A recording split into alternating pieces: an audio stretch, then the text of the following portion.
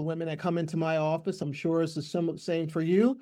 They can rattle off the things they know they need. I should be eating a little bit better. I should be moving my body a little bit better. I should be getting better sleep. The problem is that we can hit it once in a while, but that consistency factor is just missing.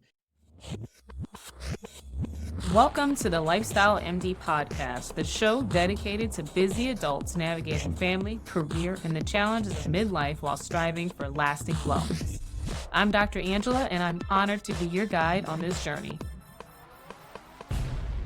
This is Dr. Angela. Welcome to another episode of the Lifestyle MD, and I have a return guest, Cara Michelle, and she has been with us before talking about midlife, which if you don't know me very well, you should know that midlife and women especially is a huge area of interest, and what great timing because so many people are taking an invested interest, both from a medical standpoint, from a scientific standpoint, from a coaching standpoint. Cara does amazing work. She is a midlife consistency consultant, and we were just talking about how your framework has been evolving, but the gist of what you do and how you coach women hasn't really changed. You've been in practice for 19 years. You've taken care of more than 3,000 clients. Your reviews are stellar, and you've just been refining what this looks like. If anyone isn't evolving, then you're dying. I'm so excited to hear how things have been going and how things have evolved. What have I missed? What else do you want to tell our listeners? Dr. Angela, I'm just super excited to be here with you. I know how dedicated you are to midlife women, and so this is a privilege to talk with you and your audience.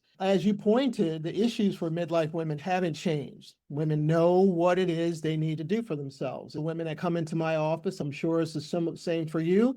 They can rattle off the things they know they need. I should be eating a little bit better. I should be moving my body a little bit better. I should be getting better sleep. The problem is that we can hit it once in a while, but that consistency factor is just missing.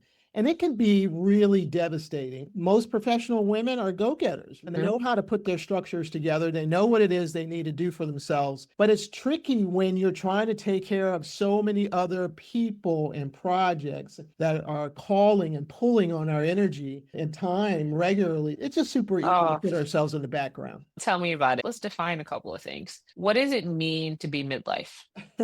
I was just sitting with a client yesterday, and I said, "Welcome into midlife." And she sat back in her chair and dropped her head back and just like, "Oh no, don't tell me." It's so interesting. The consensus is that's a negative thing, but it doesn't have to be. It doesn't need to be. And honestly, I'm 57 and I feel better now mentally and emotionally. I know more about myself, who I am, what it is that's important to me, much better than I did before. So there's a lot of advantages to aging. I think what most women are concerned about is not feeling their best. And that just takes a little bit of focus. So if we're trying to live to 90, somewhere around 45 is going to be midlife. Just the truth of our biology. Yes, I resonate with that because, first of all, I'm spot on right at 45. And since entering my 40s, and a lot of my friends and patients in this space, we all say the same thing. I feel the most confident about who I am, what matters to me, and how I want to spend my time than I've ever spent in my entire life. And yet, we talked a little bit about the physical challenges and things that come with that. And that is there, that is real, but it doesn't have to be a negative experience. In fact, it shouldn't be. We're just looking the full trajectory of where you are. And if anything, hopefully as women, we can learn to lean into that. It doesn't have to be a downer. And it's too bad that a lot of women have seen it that way. Society and culture has positioned it as being, oh, you're old or you're in the middle and you're not as important, whatever that looks like. When you meet a woman or a client who has that midlife kind of reaction, how do you approach that with them? The first thing that I've noticed over the years and working with so many different women is that sometimes we're thinking that midlife is going to be difficult and hard and not enjoyable because we haven't taken the time to create a vision for what it is we want it to be. The first part of the midlife consistency framework is anchor your vision. Just like anything else, if we don't know where we're going, we're going to take some side roads. It's going to take us off in this direction and that direction, put us in places and take up our time in ways that we didn't really want it to be. So it's really important to slow down and take time to clarify what's important to me now. What are my values? What do I want my life to stand for? How do I want to show up for the people and the projects that I really care about? And what impact do I want to have now? We did a retreat this January, and the women really loved having that space to just sit quietly, reflect, share information. When you do that, all of a sudden it's, oh, I have something to look forward to. That's really Mm, mine and not what my partner wants or what the kids are excited about, but something that I'm actually excited about. The funny thing is that when you had that vision, now your self-care activities have a purpose. You're not just doing them to check them off because the podcast or the radio show or the book said you're supposed to do these things. You can mm. understand how getting good sleep is actually a tool for helping you with whatever your vision is. You want to go climb a mountain or you want to go travel more often. Now you understand that I'm going to figure out how to get better sleep, better nutrition, and those are the tools that are going to generate the mental and physical energy I need in order to be able to go do the thing that I really want to do. Let's talk about the framework. It starts with anchoring your vision. Number two is adopting a realistic journey. Number three is having an environment or creating an environment that promotes consistency. And then the final one is Bounce back ex- pattern. I can't tell you how many times I've sat down and written out my new goals. And then Mm, 2 weeks later, I've lost the paper. I've forgotten where I put the file. And it happens regularly. So yeah. it's really important to anchor it, not only come up with the vision, but to actually put it in places, tell important people what you're working on so that it's constantly in your face. You want to bump into that information over and over again several times a day because life Mm, is going to pull you in a million directions. You're going to have well-meaning people tell you, oh, I know what you need to do next. Oh, I know what should be important for you next. And that's how we wake up 5 years later and we're wondering, like, how did I get? Instead, can we frame a copy of it? Can we put it on our screensaver? Can we tell our best friend so that when we have conversations, she can repeat it back to me? That way, mm. you're constantly being re-indoctrinated with this vision. That's what the anchor your vision is about. What are some examples of the different places where you can do that? You hop on Canva, create something. People don't mind actually putting it on the outside, the hard side of the computer, so that even before they open it up, pull it out of their bag. It's on your monitor. If you've got a desktop monitor, well, let's just put it on a sticky note and pop it up there. I'm a good one for literally writing on my bathroom mirror with the dry erase markers. So it's right That's there in good. my face all the time. I've got it posted in my car. I love using mechanical pencils. So I just took 2 lines and wrote it really small on a piece of paper and then taped it right on my pencil. So I see it all the time. My wife knows, my friends know, the people that you can count on wanting your best interest, they all know what I'm up to. So that when we talk, it's, oh, before we go, how's such and such going? Oh my gosh, that makes so much sense. For our audience, share an example of something that you've posted in all those different ways in all the different places. At this point in my life, I really want to move from a place of inspiration. I Mm, don't want to get caught up in what I think everybody else is doing, what everybody else wants me to do. And I'm not saying it's easy. It is not easy for me, to be perfectly honest. So that's why sure. it's in front of me all the time. What I've learned is that having it in as many places as possible is the way to go because there's just too many opportunities to get disconnected. And because we're not accustomed to putting ourselves first, and then you wake up two Yes. weeks later and you're like, daggone it, like, how did I say yes to this? We were just talking about the fact that you're trying to say no to more things. So having it and is bumping into it. It basically becomes effortless. I love that. Hey, what's the next level on your framework? So once we have a vision and we've got that vision anchored, remember the big goal of self-care is to be able to feel your best. That's all we're doing this for. And that often boils down to having high levels of mental and physical energy. Energy tends to be Hmm. the bottom line for most of us. Energy matters because being thoughtful, being playful, being able to think outside the box, being a good listener, all require mental energy. Being able to Yeah. take the steps, being able to walk on the cobblestones in Italy, being able to take the long way home on a walk, squat down to pick up the grandkids or get the dog, that's all physical energy. So we need both of those in order to live the life that we truly want for ourselves. What that makes me think of is what do you want to be able to do when you're like 60, 65? What do you want your life to look like? And in order for that to happen, guess what? You need to start now. It doesn't just begin later, it starts now. There's a lot of conversation in people's heads that, oh, I'm too old. I Mhm. didn't get started early enough. And maybe it's not really for me. I'm just supposed to be in pain.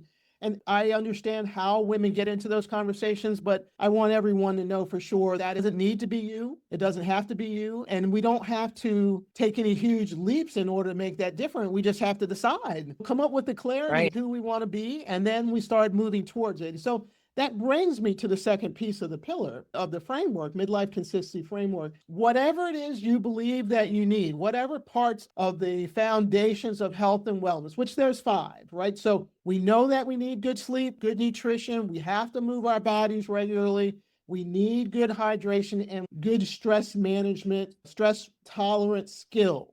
If we can get some rhythm and momentum with those 5, we're going to feel pretty doggone good. So whatever part of those 5, however you're going to approach one of those 5, it needs to be a realistic journey. It needs to be something that you can access right now. Problem is, as we said before, the women that I'm working with, and I'm sure it's the same for you, they're all go-getters, right? And when you have that mentality, as that's your way of being in the world, you just grab it all, tuck it under your arm, and take off running. But that doesn't And work. I'm just going to do it, right? I'm just going to make it work. But we have to remember that what we're looking for here is consistency. We're not looking for perfection. We don't need it to be difficult in order to be worthwhile. It doesn't have to be hard in order for it to be impactful. What we're looking for is consistency with those 5 foundations of health and wellness. So consistency doesn't happen when you overload yourself. That takes you in the opposite direction. Yeah. We just have to be honest about our starting point with those 5 things. I believe you're athletes in high school, college, right? Exercise Yes. is not foreign for us. For my wife, she didn't do that at all. So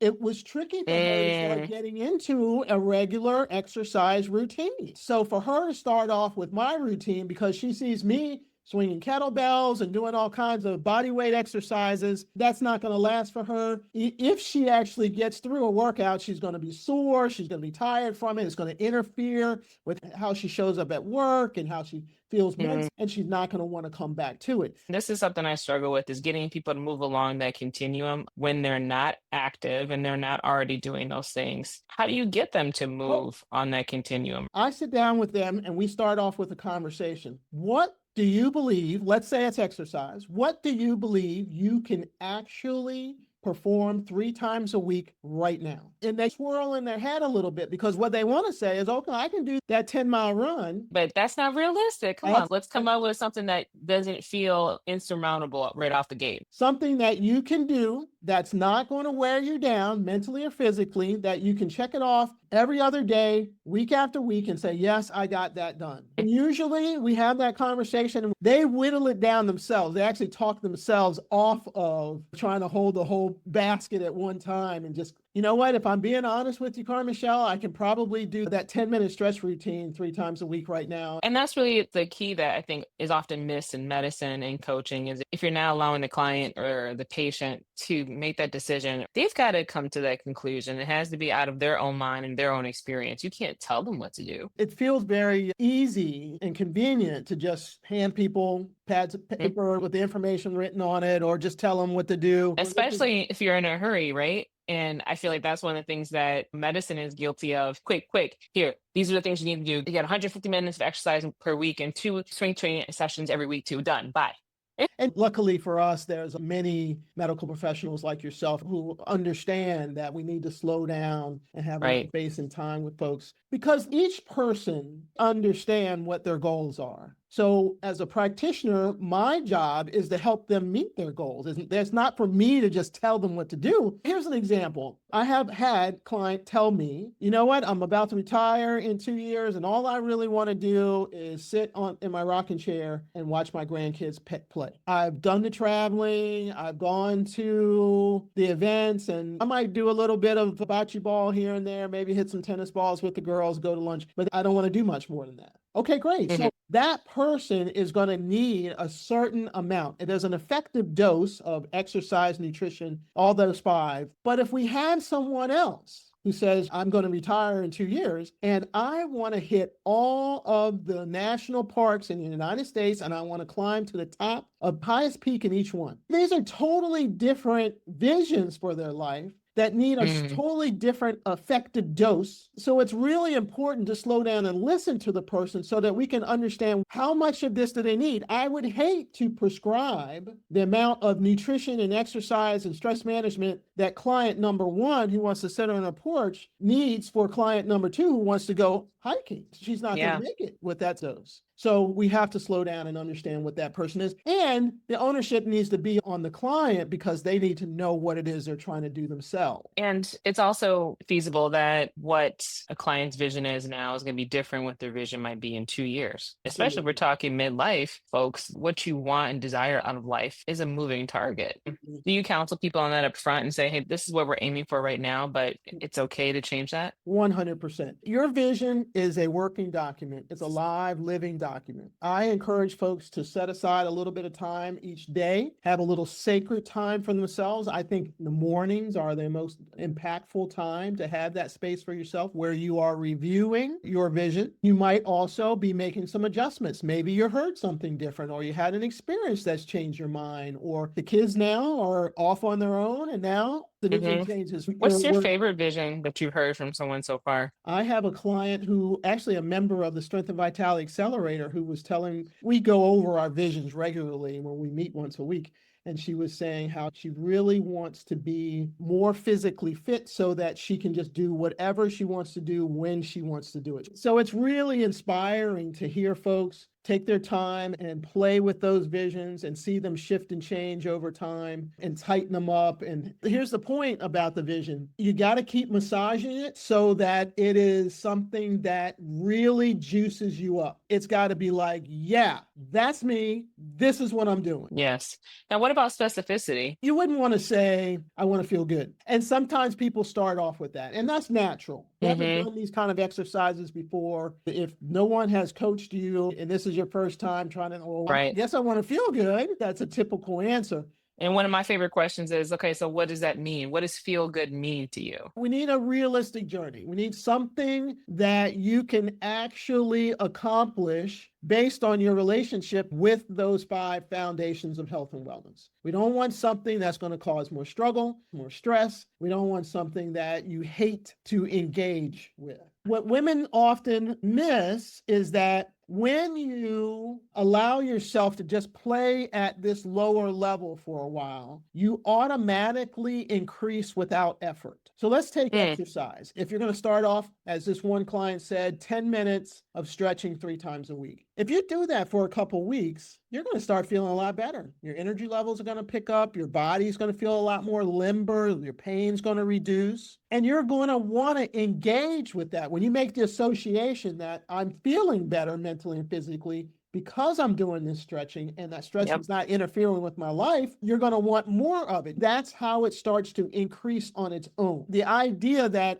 10 minutes isn't going to really get me to being able to hike those mountains. We just have to be honest about where we are now and slowly move ourselves in that direction over time. Comes back to the whole overarching theme here is consistency, because it's the consistency that drives the improvement, no matter how big or how small that activity is or that vision. What we're trying to do in the beginning, more than anything else, that 10 minutes of stretching 3 times a week starts to build your identity as a person Mm. who moves their body regularly. See, nothing's going to change if you don't believe that's you, if you don't see that Right. in yourself. If you don't see yourself as a person who pays attention to what they're eating, even if you're only making small shifts and changes, you are paying attention to your nutrition and the Mm. effects having on your body. So you want to own that identity. And that is just as important as anything else in the beginning. When you start to know yourself as a person who gets quality sleep most nights, then you're less apt to abdicate that because somebody else needs you to stay up. I really like that.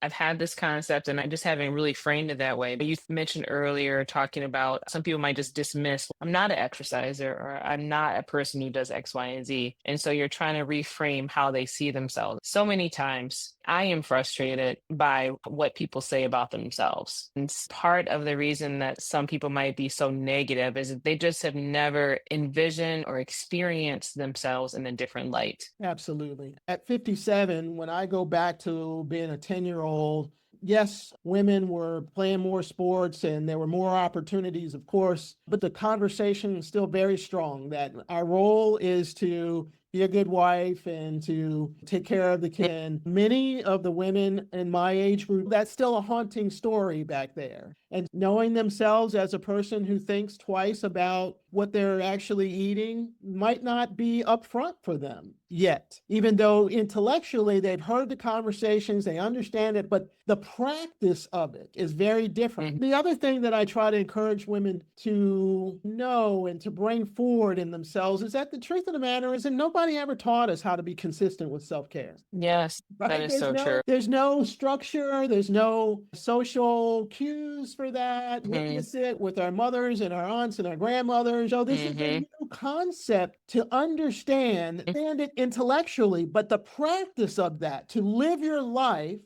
knowing that I give my best when my battery is full. And so that Hmm. can come first. And then I'm able to give whatever it is that people need from me. And pouring from a full cup, executing with a full battery, things that we need to, in essence, be taught and to be normalized and to see and experience what that actually looks and feels like. Because if you've never witnessed it, you've never done it, then how are you supposed to know? And I think, again, taking our time and allowing women to express where they are with it all, what is it that they're trying to do for themselves, give space for all of that is important because we're experiencing huge changes in our physical body with menopause. So there's a lot of shifts and changes, and we just need a little bit of space in order to settle with all of it. What you can't do is compare your custom to in your 20s and 30s to where you are in midlife, because that's another mistake people make all the time, is thinking that you're always going to be and feel the same way, or that there's something wrong with you, as opposed to adapting to the new phase of life and how to optimize yourself in that new phase. After estrogen and progesterone drops, we have a different body. Your body is different now. Your makeup is different. Your metabolism is different. The way your neurons respond is everything is different So you are literally learning how to operate this body differently. with no user manual. I'm hoping to play the role of a user manual. And that's what you're here for, to help these newly minted midlife and maybe folks who have been on the journey for a little bit longer pick up the pieces and figure out how to function. So the next phase of that is creating an environment that promotes consistency. This is super important and often overlooked. What we're trying to accomplish here is to make it super easy to access the activity that goes along with one of those five foundations. Let's talk about nutrition, and we can get into the conversation of recipes and do I need to be vegan or do I need to be this or that? Really, nutrition at this stage of life is about how do I have energy producing meal ready for myself when I'm hungry? That's the goal. Creating an environment that promotes consistency. Consistency with nutrition is what do we need to do to make sure that when I get hungry, I can reach out, get a meal that I want to eat, I enjoy eating, and promotes energy in my body. Does that mean that we got to figure out when are we going to have those fresh fruits and vegetables? When do we need to go shopping? What things do I actually like to eat? And do those things actually promote energy? Sometimes they're two different things. So we have to figure that out. Am I a person who likes to cook? So when am I going to do my meal prep? And what is my meal prep going to look like? Am I going to cook it all up and put it in a container so that I just reach in every day and pull it out of the refrigerator? Or am I going to just have my stuff chopped up, my veggies chopped up, and my proteins marinating, and I can put it together when I get home? Michelle, I'm not cooking anymore. I cooked for forever for all these kids and my husband. I'm not cooking anymore. Let's keep going though. How are you going to have that? Where are you going to go to get it? Are you going to have it delivered? Do you want it delivered so that it's already just cut up? You want it delivered so that it's already cooked and you just warm it up? And when you do, now your kitchen environment is now set up for you to be able to easily access nutritious meals when you're hungry. I love how you frame that. You didn't say, hey, you need to do all this meal prep, you got to plan all this stuff. You kept it very user friendly, and you're helping the client to create a plan that works for them and what they want and desire. And then you can kind of mold it to make sure that it's nutritious. But the first step is, how do you want that to look? And how do we set you up for success? You know, I'm sure that hits people really good. They're really probably motivated by that because they're so used to people telling them, you can only do it this way. Yet my members feel honored by that. They don't have Yes. to concede. They don't have to give in. They don't have to do something they don't want to do because the group is doing it this way. Whoever you are and whatever you need, great. Let's just keep moving from that point, because I don't understand how we feel that it's okay to get involved in self-care, healthcare programs, exercise, nutrition, whatever it is, but it makes us feel worse. It's a struggle. It makes life harder. The goal is not nutrition. The goal is not even exercise. The goal is to live a really fantastic, exciting life. So nutrition and exercise and sleep, stress management tools, they are nothing but tools that we use. Now, of course, I'm speaking about the average midlife woman. Like some women want to be, you yourself have been a bodybuilder, but that really wasn't about just generating energy. You had a goal over here. You wanted to see your body in a certain way. So great. I'm a martial artist, right? But for the average woman, that's the bottom line, is that we just want to be able to show up and have fun with the family and feel like we're contributing and we're communicating and loving and sharing and helping, all of those things that make life juicy and worthwhile, getting up and doing it again, dealing with all the negative things because you got all of this great stuff that's going on. That's really the goal. Then you have to come back to what you were saying in the very beginning. Is this aligning with your vision? Is this helping you achieve that ultimate goal of what does your life look like? And your vision for your life isn't to dread what you're going to have for meals and how you're going to get all your meals prepared or whatever. It's not about that. It's so much bigger than that. That's right. Engage with exercise so that you can squeeze it like an orange and get that juice out of it. That juice is your mental and physical energy. That's what you're trying to do it for. I do want to bring it back to this piece that I am very passionate about is, yes, there's different ways to go about getting that nutrition so you can get the energy to drive your vision, but also being mindful of not all energy is created equally. Not all nutrition is created equally. And there still are some boundaries on that. You're not going to be ordering McDonald's, DoorDash, and eating it on a daily basis. That's a bad idea.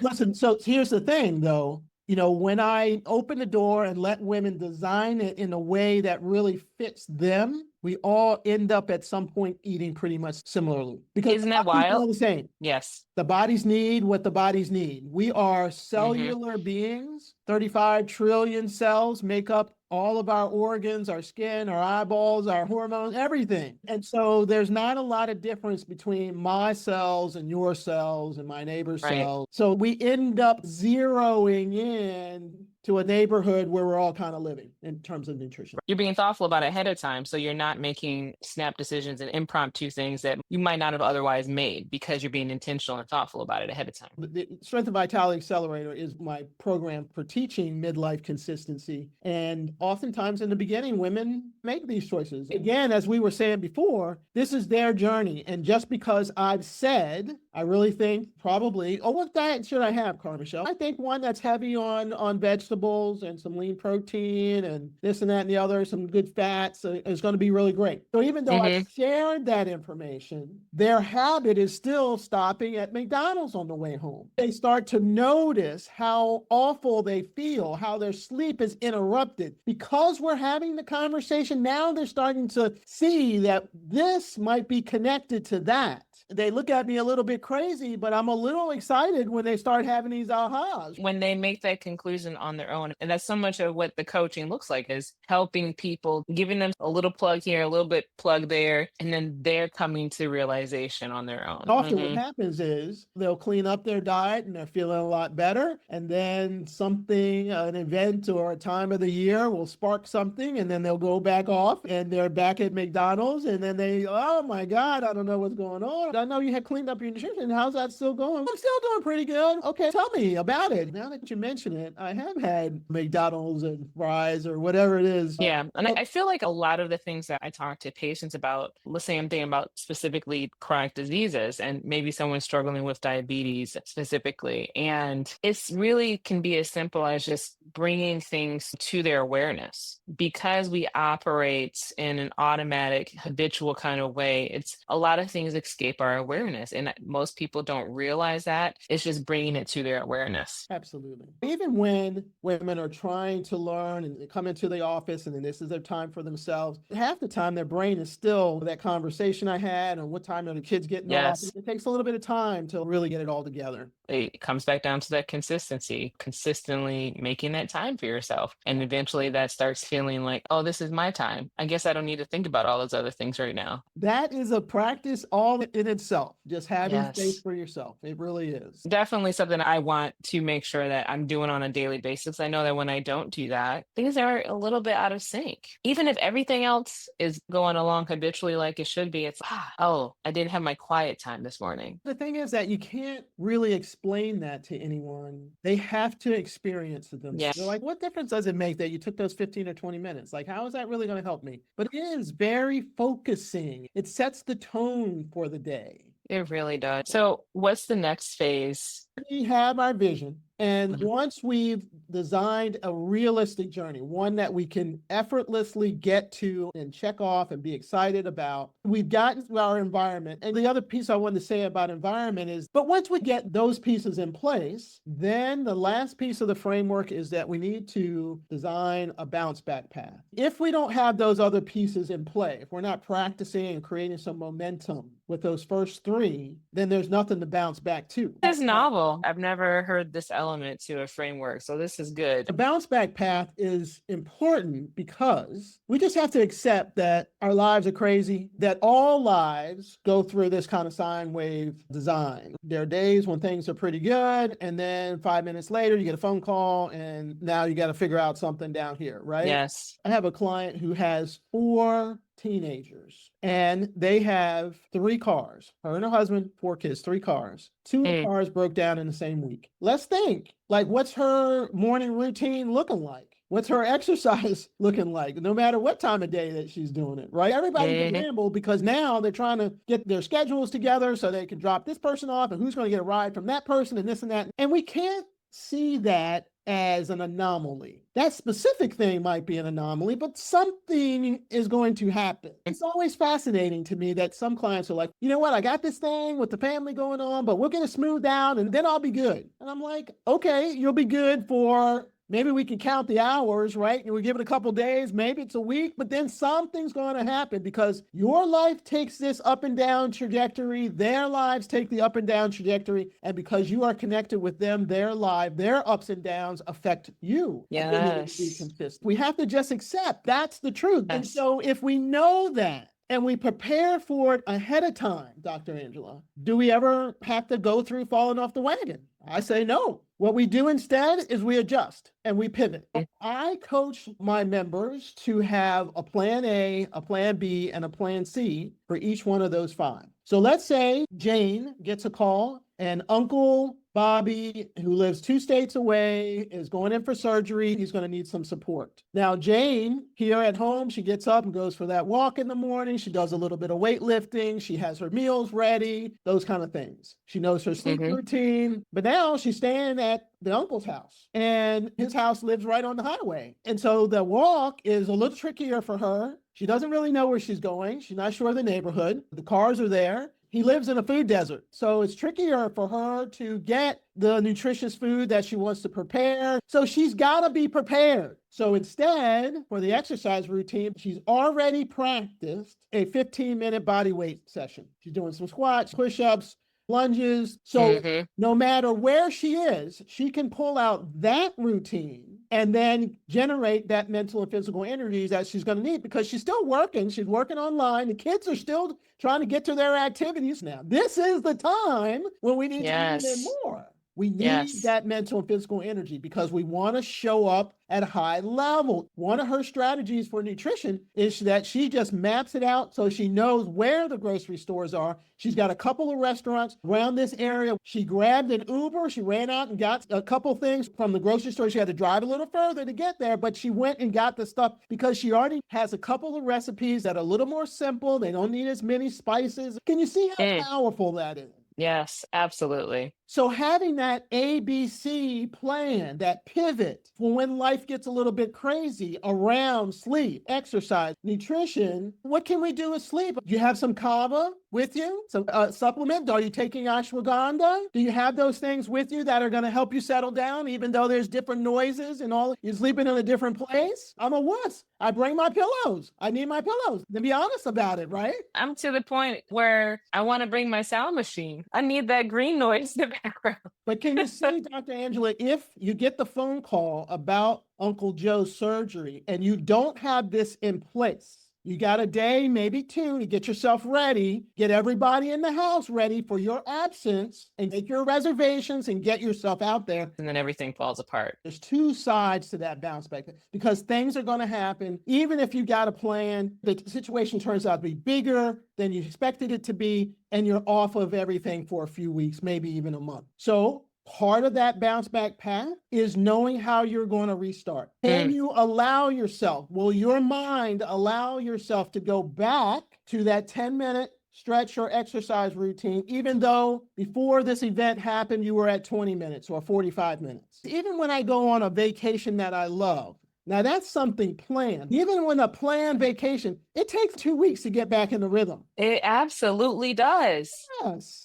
And I feel like the older you get, the harder it is. This is just the truth of our lives, but we try to make up these stories. We look on Instagram and people flying there and they look like they're doing great. Forget all of that. Let's just be honest. And also giving yourself grace, giving yourself permission to not bounce back to exactly where you were before this disruption. That's okay. Something is better than nothing. And it's so hard. Women, we don't want to let go of that. We're always a little bit hard on ourselves. And I have to just say that sometimes women are hard on other women. Yes, absolutely. To feel like we're behind or we're not keeping up or we're not. And some of that being hard on other women is a reflection on maybe how we feel about ourselves. And if things aren't going well in your mind or you're not living up to some expectation, I need someone else to feel as bad as I do. And it's not necessarily intentional. It's just that it's not conscious. Being aware of that and trying to recognize when that's happening and reset. So a common thread that I'm getting here is, for one, being healthy and living better doesn't necessarily mean that you're doing all the things perfectly. You're not following someone else's recipe for life success. You're creating your own and you have your own starting point. And what you're doing is you're helping women reframe what living better looks like and changing that mindset of what traditional self-care looks like without the pressure. It's not easy to be different,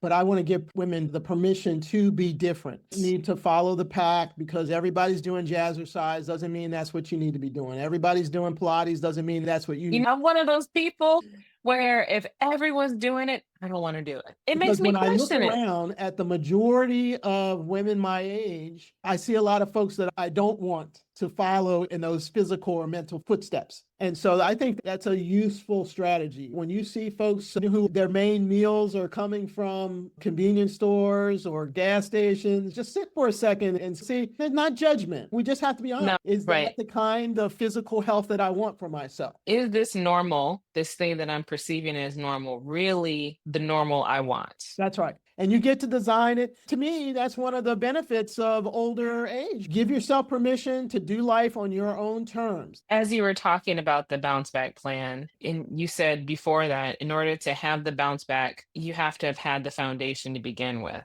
And it really just becomes this circle. And it really further reiterates the importance of creating the consistency. And I would even also add simplicity. We are overcomplicating our lives. And midlife for a lot of women looks like juggling career, spouses, and children that are still in the house, and then aging parents. And some of those things you don't have any control over. But one thing that I'm taking a personal example, I'm doing less of is, why am I overcomplicating birthdays? Does it need to be a Pinterest birthday every time? No, it does not. There are certain things that I really enjoy. And if nothing else, that's what I've decided my priority is when a special person's birthday comes up, and that's my kids, my spouse, my immediate family, the cake is my priority. And so that's one of the things that I've done to try to simplify something that I've often made a big task. One of my members said that she's just really simplified Christmas. She has 4 children, I believe, and she's always gone out, done a ton for Christmas, making her own Advent it calendars and all kinds of different things. She's grown now and she's still doing that. She's this year, I'm just not doing that anymore. It's amazing when you cut back on some things and then it goes fine and It- everyone's okay. And it's one of those things people have to experience, because if all you know is doing things a certain way and you've put yourself in other people's heads and you created this story in your own head, you keep telling yourself that story. It's hard for you to believe there's anything different. So you mentioned pillars, and I think about lifestyle medicine. There's 6 pillars in lifestyle medicine. It sounds like there's a little bit of overlap with Yeah. your framework. Whole food, plant forward eating, or healthy eating is one. So the nutrition piece, the exercise, I like to say movement, because people have a relationship with exercise. They hear exercise and they think a certain thing. So I want them to think more broadly. Restorative sleep, not just sleep, but good sleep. Positive social connections. So that community. And a community doesn't have to look the same for everyone, but having that community connection, getting outside of your circle. So that could be religious, it could be volunteer, being in connection with other people. We need that. And stress management is such a broad term. I like to think of it more in terms of maybe recognizing what your stressors are and getting ahead of those. And if you can manage that, but stress can look a lot of different ways for a lot of different people. And then avoiding risky substances. So those are our 6 pillars of lifestyle medicine. And then I throw in there time and nature. In your framework, what are the 5 areas? You mentioned sleep, exercise, nutrition. What are the other 2? So we had nutrition, movement, hydration, stress management, or stress tolerance is another one. Stress tolerance. I like that. And sleep. So a lot of overlap there. I'm curious to hear how you approach stress tolerance. That's a tough one for me. This can show up in a lot of different ways for different people. The truth of the matter is, like the nutrition, what we're trying to do, nutritious food ready when we're hungry. For stress tolerance, we want to be able to bring our neurological responses to people and events and things back to a level where we can respond in ways that we're going to feel good about later on. So what is that? Is it taking some adaptogens that are supporting me? Am I breathing? Did I make sure I got good sleep the night before? I was fine about this yesterday. That sleep is not for that day. So today is Friday. When I go to bed on Friday night, this has nothing to do with Friday. Friday night sleep is the precursor for Saturday. That's a different way of thinking about it. So it is a stress tolerance tool for the next day. We want to notice, what does that feel like in our bodies? What happens to my thought patterns? What does the feeling that I'm having in my chest or in my stomach that indicate to me, oh, my nervous system is getting really ramped up? And then I have those tools that I can use in that moment. And I think that's something that's interesting when we think about things in frameworks like that. Stress management, stress tolerance, it ultimately comes back to all those other things. You're well hydrated, you have good nutrition that gives you the energy, you're getting good sleep. We've all been hangry at some time or sleep deprived, and that really does a number on your mood and your tolerance for all kinds of things. If you don't know what I'm talking about, just look at a hungry, tired toddler, and that's all you need to see. So bringing it all back together, ultimately, you've got a coaching program that's built on this framework. And this framework is just a really clear visual way to help your clients conceptualize it. What is one thing you want to leave listeners with today? The framework, I think about it like a triangle or a pyramid, and that base is the anchor your vision. I think that is the biggest portion, because without it, we don't have a purpose for our self-care and we don't know where we're going. And give yourself some room to think through, again, who are you at this stage of your life and what's important to you? If you had a magic wand or all things were equal, how would your days go?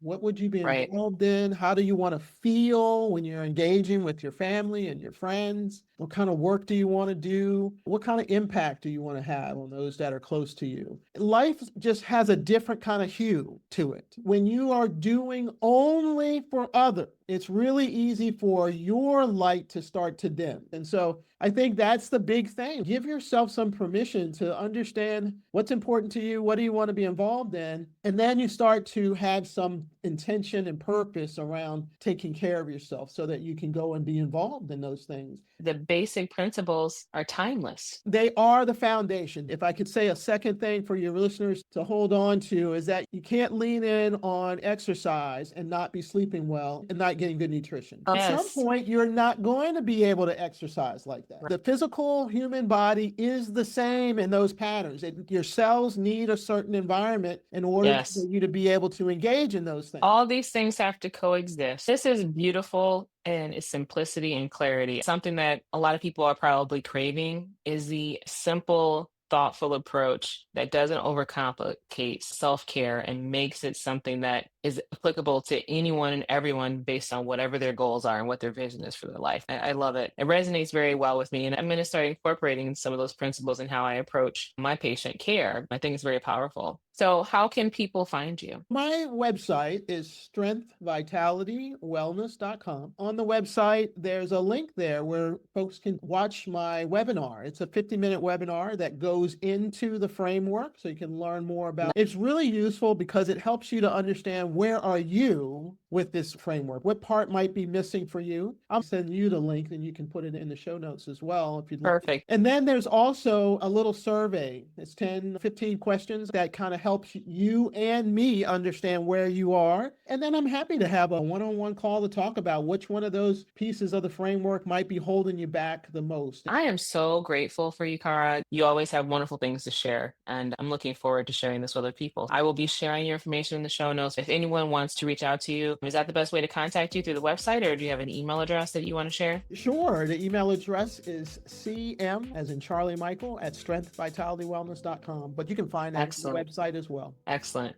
Thanks again, and I hope you have a wonderful spring. This has been another episode of The Lifestyle MD. Special thank you to Lou Musa for the show theme music, Heather Mahoney, photography and makeup by Janae for the cover photo. And if you enjoyed this podcast and you haven't already, please subscribe today and share with another woman who may benefit. You may also follow me on Instagram at Angela Lifestyle MD. I am Dr. Angela. Thank you for joining me today.